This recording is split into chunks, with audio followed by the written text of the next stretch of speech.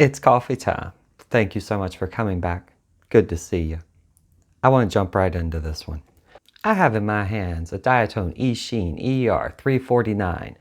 Not the HD version, but just the regular version. Has a micro RunCam Swift in it, which I've swapped out to a Falcor micro. Doesn't matter. I like the micro RunCam Swift. Don't care. It has 1408 4100 kV motors, a 25 amp ESC, an F4 flight controller, and a pretty durable 3mm body. And I have spoken about this thing for quite some time.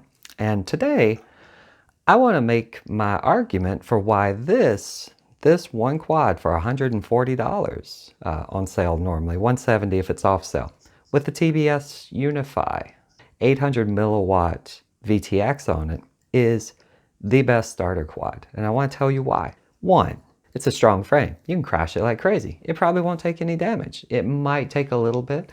I have scraped one of the little motor protectors on it, but who cares? No real damage. Haven't had to replace anything in almost 8 months of bashing. It has a great VTX on it. This thing's powerful. It's great. All of the Diatone stacks come with that little capacitor, so you get a good video feed. Good video is key to flying FPV, especially if you're a beginner. Has a wide field of view. You can see where you're going. Out of the box, this thing flies fantastically well.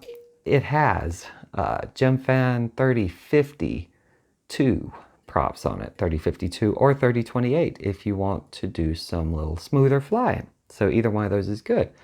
And it's easy to wire up with a receiver. Pick your receiver. So if you're a beginner, you have to learn little things like that, how to wire receivers up. But it's not challenging. They actually wire it in place for you. So overall, I put this as the best value for a beginner. Now, the criticism against that is that it's too fast for a beginner. And that's where I come in and say Betaflight, since the 4 versions, 4.0s, have throttle limiting. So you can easily set a throttle curve, not in your controller like you used to, but easily in Betaflight. That's actually the point of this video. I want to show you how you can set this up to be a friendly quad that you can fly as a beginner. And why I think it's the best one is because once you get comfortable, you can up the speed a little bit and up the speed a little bit. And so as such, you only have to buy one set of batteries, not a pack, not one pack, but one type of batteries. And that's 4S and in the 650 to 850 range. So over time, you can accumulate 5 or 10 batteries without breaking the bank and without having to go, oh, I don't use these 3S packs anymore. I don't use these 2S packs anymore. I don't use these, you know, I don't know what else you would use, 2S, 3S. But you don't have to waste your batteries. You put on a 4S battery, you drop the throttle curve, and you learn how to fly.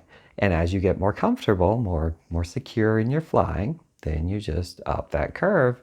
And the stick motions are the same, the muscle memory is the same. You know how the quad acts, and you can enjoy yourself.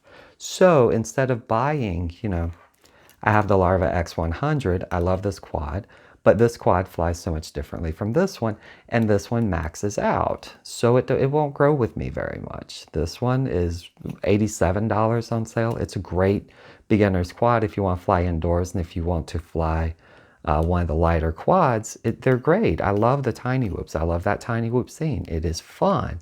But if I were learning FPV and I only had enough funds for one quad, Diatone eSheen ER 349, at the price point, at the power, and at the durability of it, and the good camera, and the great VTX, and the stable ESC, and the good flight controller, and the great motors, all of these things of which can take abuse, I'm putting this as my #1 pick, 2019 Amateur Beginner Quad of the Year, because it grows with you.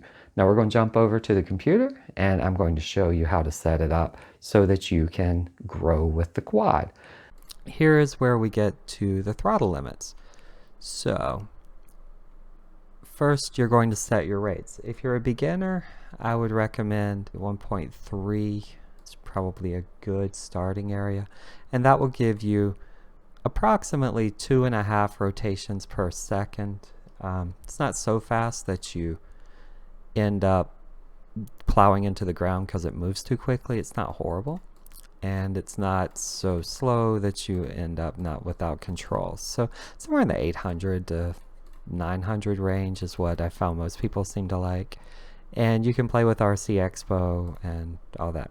Anyway, there are tons of videos on this, how to set up. But what we're after here is this throttle limit. And you want to do scale.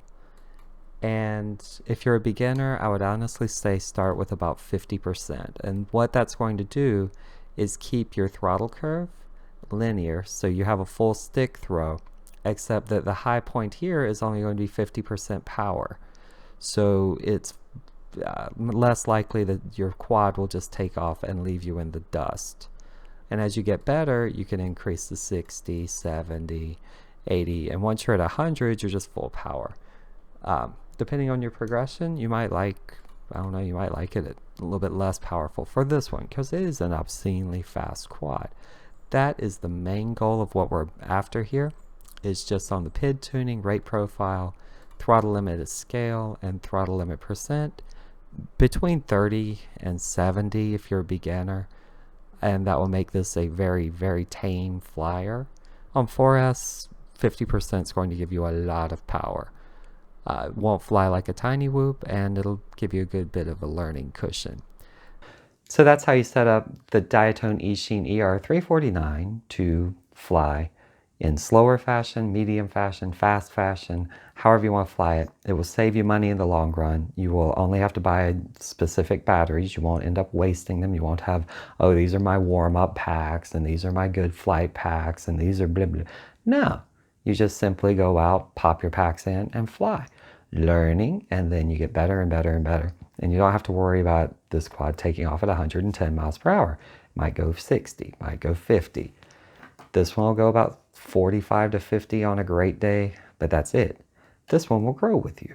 So that's the only reason I like this 3-inch range, especially for beginners. I think if I'd started with this, I'd be so much happier with how my beginning days in FPV were. I loved my X220, but the camera and VTX, the lines through the video, everything about it is nowhere near what you would get with my 2019 pick for beginner quad of the year. Thank you so much. If you like this, give me a like, subscription, thumbs up, whatever you want to do. Like, tell me what you like. Tell me if you think I'm totally off the mark and absolutely stupid. Other than that, that's okay. I'll take it. Anyway, thank you so much for showing up. Thank you for coming again, and we will talk to you next time.